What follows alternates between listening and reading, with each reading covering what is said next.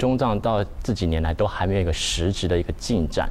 那在未来的几年，甚至我们的下一代，该如何促进呢？帮助这个中藏之间关系的一个发展呢？请。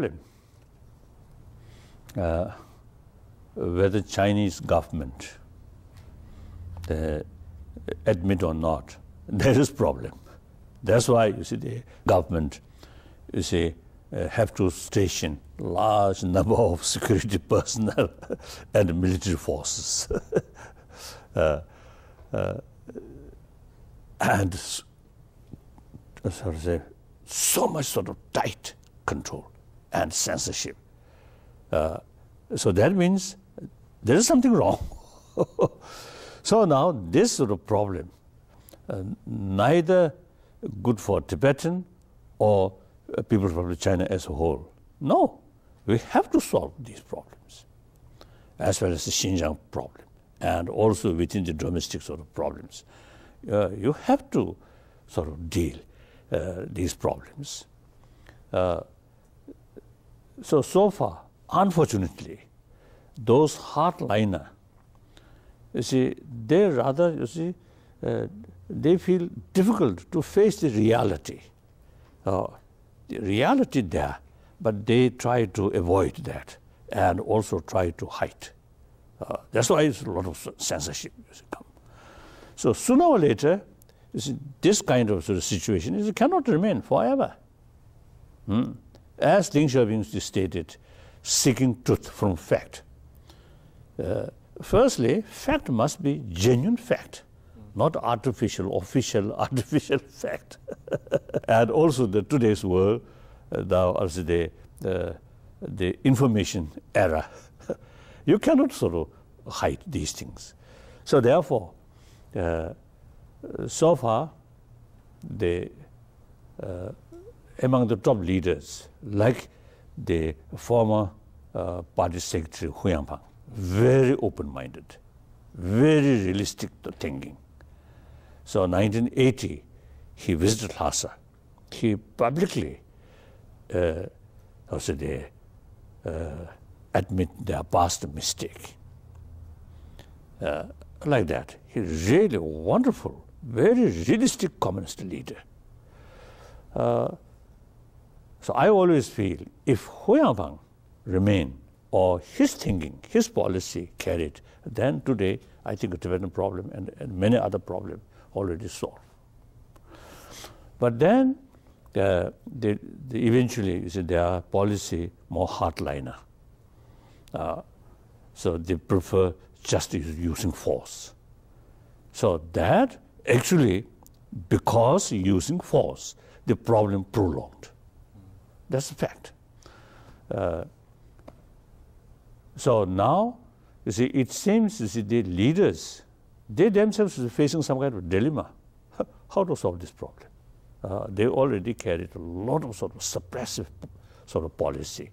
So immense sort of resentment from Tibetan people. And also, I think Uyghur people also is the same. So they themselves are facing a little bit of a dilemma. However, now, like Wenjabo, now publicly praising the late Hu Yangpang sort of thinking, his sort of, his thinking or his sort of handling this problem. And then also, you see, the Wenjabo now already publicly expressed now now need some political liberalization, economic liberalization led by Deng Xiaoping really brought big change. Now, next 30 years, highly necessary to carry more political liberalization. So these are really hopeful sign.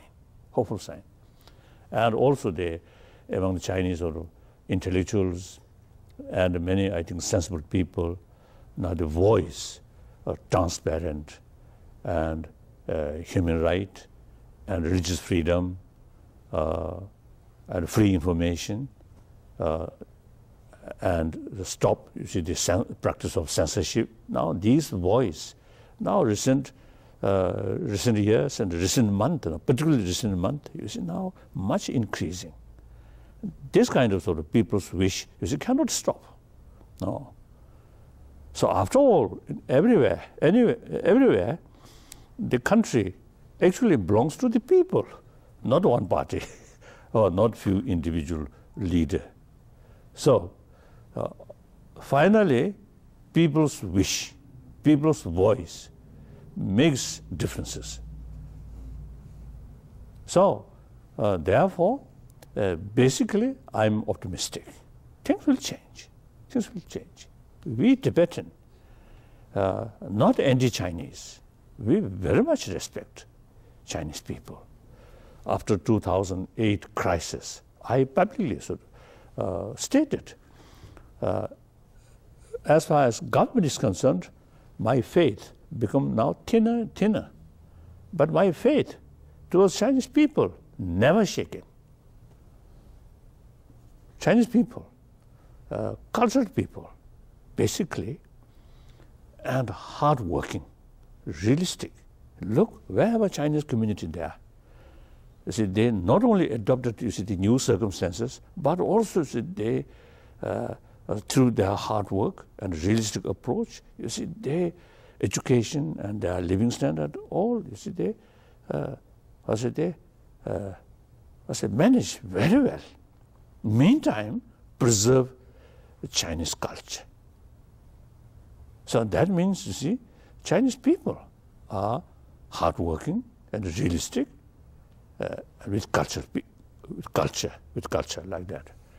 So the problem is, they last now almost 60 years, the censorship and distorted information. Recently, I saw one Indian newspaper, one picture, Potala, and that Indian sort of the media or the reporter, see, who write the article, see, he mentioned the Potala in the 7th century, Potala built by Chinese emperor. Actually, totally wrong. Sort of wrong information. Wrong information. So it's the millions of young Chinese do not know what's the reality. That's the problem. Recently, I met one American who visited Tibet and China. They told me young Chinese, actually it's the undergraduates or university level, say, well educated, but they had the impression, you see, Tibet, previous Tibet is so backward, so black. They liberated from that. So that's one foreigner, one American. They themselves are very much surprised. So that, I think, quite serious. So therefore, the clearer picture, the true picture about Tibet, about Tibetan culture, about Tibetan Buddhism. Now, for example, Tibetan Buddhism is, as far as Tibetan Buddhism is concerned, in 20th century, perhaps I think early part of 20th century, you see, some scholars, you see, create some kind of, due to lack of information, lack of knowledge, you see, they create, Tibetan Buddhism is something, a strange religion. They call Lamaism. Now, number of scholars, number of people begin to realize Tibetan tradition is true tradition of Nalanda lineage, like that. So they, due to lack of information, and sometimes, simply, you see, the lack of information, sometimes deliberately create wrong information. It is very important. I want to tell you, young Chinese brothers, sisters, I think must study what's the reality, and then think how to solve that, how to deal that reality, realistic way. That I want to tell you.